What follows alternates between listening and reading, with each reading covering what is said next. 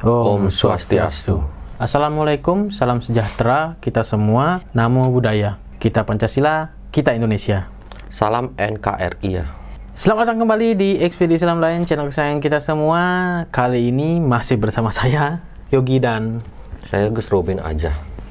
Nah, pembahasan kali ini adalah tentang misteri dari arwah gentayangan, di mana ini sebenarnya adalah lebih banyaknya pengalaman Gus Robin dengan pasien-pasiennya yang katanya ada beberapa arwah yang gentayangan ini mengganggu sifatnya. Lalu ini lebih ke arahnya gimana sih cara untuk menetralisir? Saya jelaskan sedikit ya pengetahuan tentang apa yang namanya arwah dan apa yang namanya roh. Ya. Arwah itu mungkin disebutkan adalah bukan roh, namun jiwa. Manusia memiliki 4 jiwa.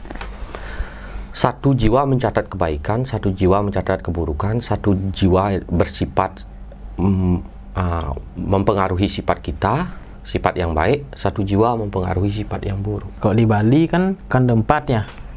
Kande 4 kan ya? Kande 4. Ya itu bahasa kasarnya sih saudara 4. Saudara 4, sedulur papat. Sedulur papat. Kalau orang Jawa bilang ya. Beda bahasa tapi maksudnya sama. Saudara 4 ya.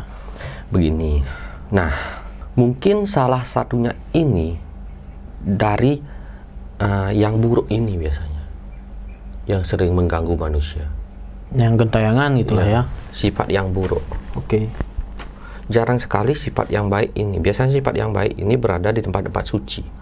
Nah, kedua ini yang mencatat kebaikan keburukan itu kembali ke atas untuk melaporkan kebaikan keburukannya. Tidak ada di dunia ini lagi.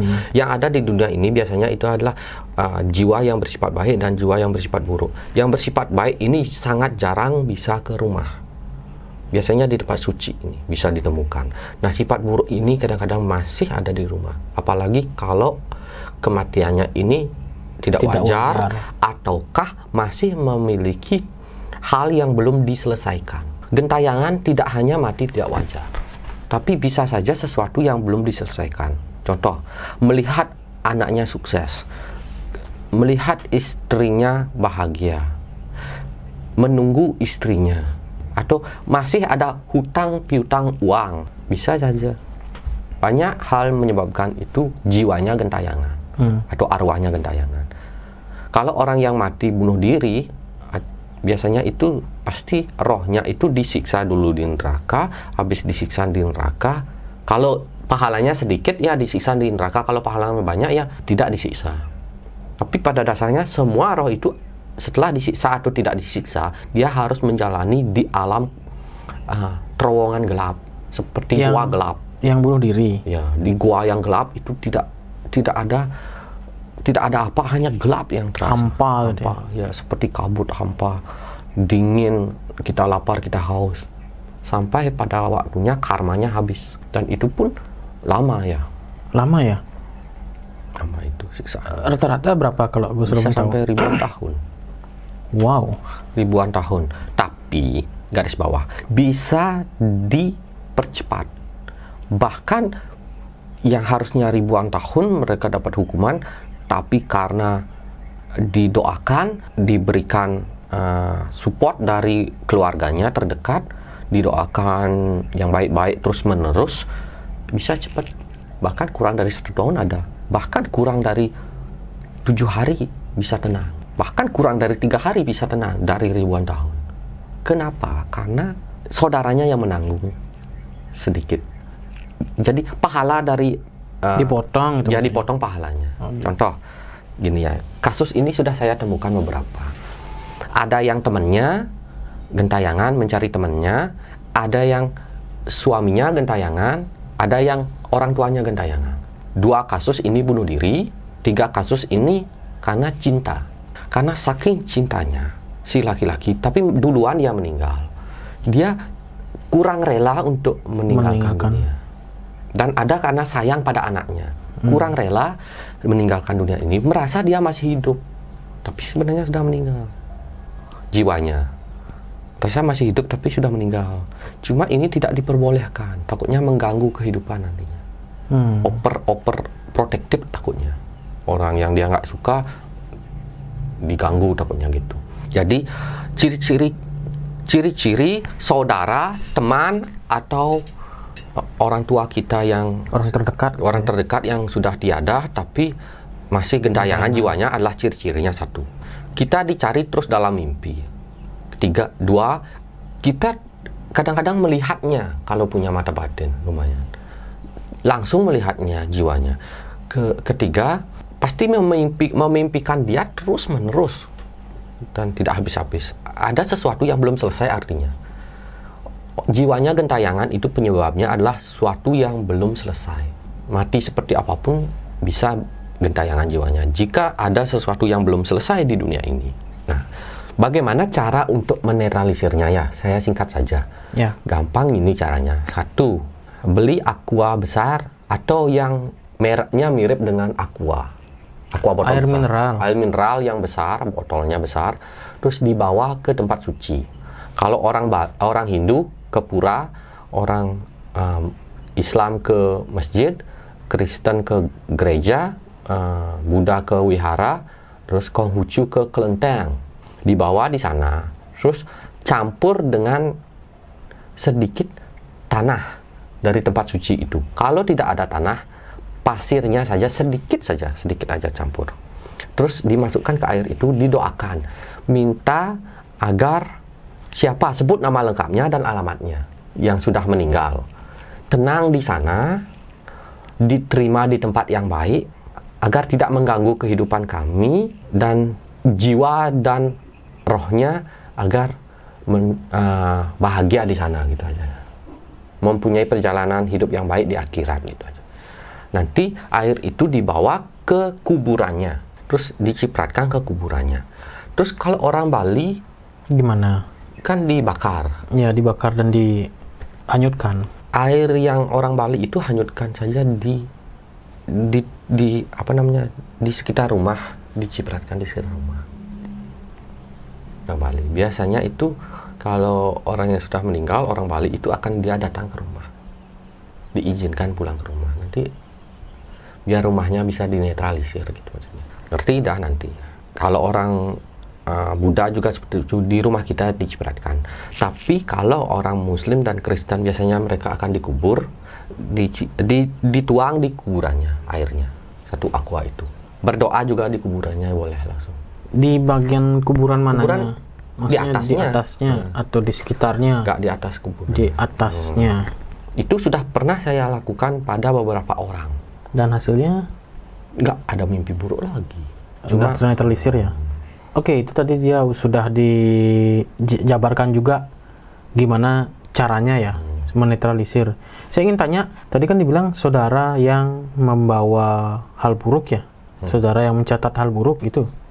Yang mencatat hal buruk, kejahatan atau dosa kita, yang mencatat pahala atau kebaikan kita di dunia ini, yang bersifat baik dan yang bersifat buruk. Nah, yang bersifat buruk ini yang sering ada. Yang sering ya. Kalau wujudnya sendiri gimana? Mungkin Gus Robin sudah pernah ya katakan ini di video sebelum-sebelumnya ya. Wujudnya kan ada yang warna putih, hitam, merah, hijau. Ada artinya tuh warna-warna itu? Benarnya sih ada kebaikan, keburukan. Yang keburukan ini warnanya apa? Yang keburukan itu merah. Merah ya. Oke. Ini Gus Robin sebenarnya sudah menyebutkan tentang hal ini di video-video sebelumnya. Cuma di sini karena kita untuk mengingatkan kembali lah gitu ya. Terus kalau wujudnya sendiri sama seperti kita? Sama, karena warna kulitnya aja yang beda. Merah. Kalau misalkan sudah netralisir, kemanakah si yang buruk ini? Yang buruk ini biasanya kalau sudah dinetralisir bisa menyatu dengan alam, bisa ke sungai, ke hutan, ke pohon-pohon, ada yang ke laut, ke gunung. Menyatu dengan alam? Menyatu dengan alam. Membias gitulah ya. Lenyap gitulah ya. Nah, yang pencatat-pencatat ini akan melaporkan ke atas. Setelah mereka melaporkan, ya tugasnya selesai. Lenyap lagi. Ya, sisanya yang baik. Yang baik ini biasanya di tempat suci. Sampai berapa lama? Sampai waktu tertentu dia lenyap juga. Lenyap juga ya, pada akhirnya ada yang lenyap, juga. Ada yang masih menjalankan tugas. Jika patut menjalankan tugas, berarti dia akan melindungi keluarganya atau menuntun ke jalan yang benar.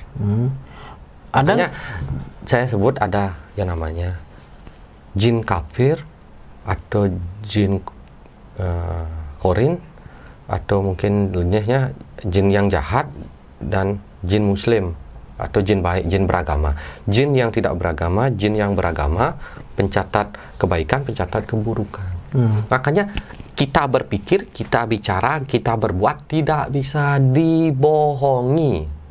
Karena kita sendiri yang melapor, jiwa kita sendiri. Jiwa kita sendiri ada dalam tubuh. Tidur kita ada jiwanya, bangun kita ada, mandi ada, tiap detik ada. Mau bohong di akhirat juga nggak bisa. Makanya di akhirat apapun itu nggak bisa bohong. Ini kan jiwa ya, jiwa ya. Rohnya kan pasti ke atas gitu ya. Di melakukan perjalanan setelah mati kan ya. Pernah nggak ada kasus roh dan jiwanya ini ketemu? Pernah. Nongkrong gitu. Saling bertemu gitu lah. Iya, kebingungan ya. Tapi jiwa ini bicaranya sedikit. Pada dasarnya manusia itu tidak bisa dimasuki roh. Manusia itu kebanyakan jiwa dari makhluk-makhluk yang sudah meninggal itu yang gitu. Yang merasuki. Ya, leluhur itu jiwa. Kalau roh ada sih roh leluhur, tapi itu roh suci itu biasanya di akhirat. Sudah di akhirat. Sudah di akhirat. Jikapun bertemu itu hanya kurang dari 1 menit atau 5 menit, kurang dari 5 menit biasanya, langsung kembali. Tidak boleh manusia melakukan pertemuan dengan roh, apalagi yang sudah suci, lebih daripada 5 menit katanya. Bertemu atau merasuki maksudnya? Merasuki tidak, apalagi merasuki, bertemu saja nggak boleh lama-lama. Karena pada dasarnya dunia sudah berbeda. Biasanya kalau memang roh suci itu datang, dia hanya sebentar saja dan memberikan nasihat. Jiwa mungkin baru hampir bisa tiap hari. Saya kan mengatakan jiwa yang suci ini bisa ada di dunia ini, yang memberikan nasihat baik-baik gitu. Berarti yang selama ini Gus Robin lakukan penarikan energi itu adalah penarikan jiwa. Ya. Oh gitu. Cuma bedanya apa, informasinya lebih sedikit gitu? Lebih sedikit. Biasanya itu lebih sedikit. Dan rata-rata kalau saya terawang dunia gaib itu jiwa itu tidak mau menyebut nama. Tapi ada yang memberitahukan bahwa itu si ini, itu si ini gitu. Kalau telepati kemungkinan mampu dengan roh suci, tapi itu pun tidak terus menerus. Jadi kalau kebingungan ada yang ngasih tahu. Tuh. Bukan dari bangsa manusia, mungkin dari bangsa jin yang beragama ya. Berarti yang ada di dunia ini semuanya adalah jiwa dan jin yang beragama. Kalau yang kita anggap suci, entah itu jin muslim, entah itu dari kalangan agama ini, kalangan agama itu, sama setiap agama itu memiliki makhluk gaib yang beragama. Tapi jumlahnya itu paling 20% sampai 25% ya, lebih sedikit. Okay. Berarti untuk bertemu dengan roh sucinya, roh langsungnya ini tidak boleh lebih dari 5 menit ya? Apalagi sampai dimasuki roh itu rasanya enggak ya. Saya lihat manusia enggak dimasuki roh, cuman dimasuki jiwanya. Oke. Makanya informasi yang bisa ditarik tidak belak-belakan. Tidak banyak juga ya? Ya, jarang, sedikit sekali. Makanya kadang-kadang ditambah dengan terawang, ditambah dengan saya menanyakan langsung sendiri. Ke sosok rohnya. Bukan roh, tapi makhluk sekitarnya. Sangat sulit untuk nerawang. Makanya kadang-kadang saya nggak dapat nama, alamat, itu sering sekali nggak dapat. Oke, kembali lagi ke tentang roh yang bukan roh ya, jiwa yang arwah jiwa ya. Arwah yang gentayangan. Ada nggak jiwa gentayangan yang jahat gitu, yang benar-benar jahat? Ada. Yang ingin melukai, menyakiti dan sebagainya. Ada. Cara pembasmiannya juga seperti itu, bukan pembasmian, menetralisirnya juga seperti itu. Ya benar. Ya. Lalu ada nggak jiwa yang dipergunakan gitu? Untuk menyakiti? Ada. Diambil untuk diperbudak gitu? Ada. Yang jelas adalah orang yang bisa diperbudak oleh paranormal untuk menyakiti orang lain adalah jiwa-jiwa jahat. Jiwa-jiwa jahat ya, itu diambil ya. Lalu kalau seperti itu, apakah misalkan nih jiwanya ingin kembali gitu? Bisa? Kalau dinetralisir bisa nggak? Bisa, tapi harus keluarganya. Harus keluarganya ya. Jiwa jahat ini akhirnya ingin kembali gitulah. Soalnya adanya dosa turunan dan dosa pahala turunan masih berlaku sampai sekarang. Mungkin nanti nggak tahu lah lagi berapa puluh tahun, entah lagi 50 tahun atau berapa puluh tahun, tidak nyampe 100 tahun, mungkin dosa turunan dan pahala turunan sudah nggak berlaku katanya. Untuk sementara waktu berlaku sekarang. Dan nanti kalau memang dosa turunan dan pahala turunan tidak berlaku, bagaimana menebusnya mereka? Ya mereka sendiri. Karena ini sangat mengganggu kehidupan katanya. Orang dosa turunan itu contohnya leluhur kita suka membunuh, suka jahat dan nyantet orang. Kita yang kena. Ya, keturunannya yang kena ya, karmanya ya.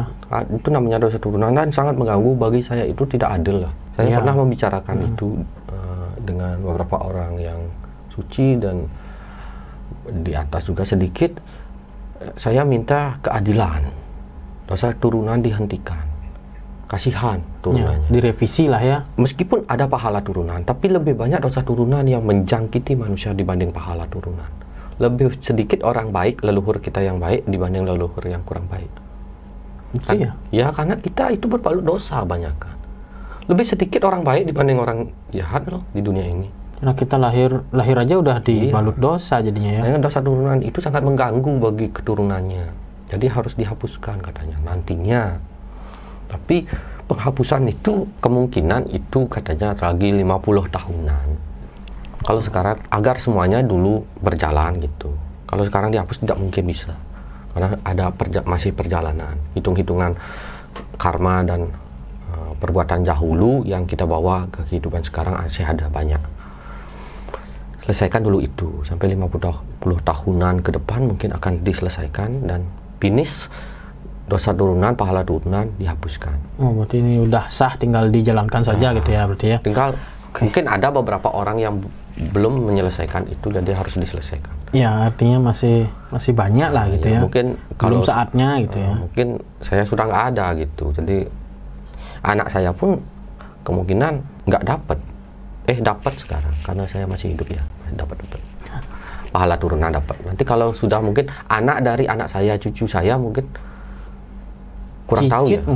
Cicit mungkin nggak dapat ya. Saya ya nggak dapat pahala turunan atau dosa turunan. Itu nanti mungkin masih jauh sih. Ini anak cucu dan cicinya sendiri yang di terawang. Oke, ada hal yang lain lagi tentang gentayangan, Gus Robin? Tidak ada, itu sih pesannya tadi sudah semuanya. Oh ya, ada satu lagi pertanyaan. Kenapa harus ada hal yang gentayangan? Apakah itu memang kodratnya? Kodrat dari atas. Memang harus menjalani itu. Kenapa harus ada 4 jiwa? Kalau cuma 1 jiwa, keteleran dia. Catat baik buruk. Oh, banyak kerjaannya ya? Banyak kerjaan, sifat baik, sifat buruk, dia mempengaruhi, belum catat baik. Karena per detik itu manusia akan dicatat. Sama kayak kita. Kita disuruh bekerja, pekerjaan 4 orang diambil 1 orang, pasti nggak bisa. Mustahil gitu. Bukan nggak bisa, mustahil lah. Terus produksinya gimana saudara 4 ini? Pas lahir apa pas ada di dalam kandungan atau gimana? Pas berumur berapa gitu? Atau pas lahir. Langsung ada jiwa gitu? Pas lahir langsung diberikan. Terbentuk gitu? Apa bukan, gimana? Ada yang memasukkan dari atas. Oh gitu.